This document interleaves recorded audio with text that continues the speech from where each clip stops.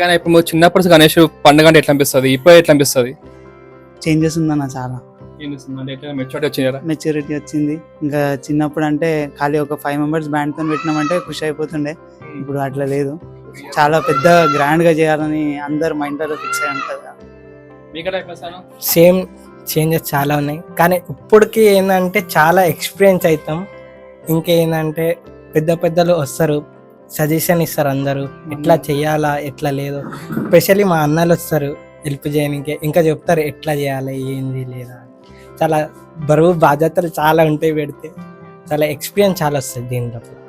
ఓకేనా అనే చూస్తే మీ గణేష్ థీమ్ మంచిగా ఉందన్న, చిన్న బడ్జెట్ లో మస్తు చేసింది గణేష్ అనేది. థీమ్ మొత్తం మంచి మండపం అని మంచిగా ఉంది చాలా. ఫస్ట్ ఆఫ్ ఆల్ ఇది ఎట్లా చేసిన, ఈ ఐడియా ఎవరిది, ఎట్లా స్టార్ట్ చేసారు అసలు? ఐడియా అంటే మేము ఫ్రెండ్స్ అందరం ఒకసారి కూర్చొని ప్లాన్ చేసినాము బ్యానర్ థీమ్ చేద్దామని చెప్పి. దాని 1 మంత్ తిరిగినామన్న దాని గురించి. తిరిగి బ్యానర్ ప్రింటింగ్ చేయించడానికి 3D డిజైన్ తీసుకొని అన్నీ చేయడానికి 1 మంత్ టైం పట్టింది. గణేషుని ముందు రోజు మొత్తం క్లియర్ చేసి పెట్టినాం.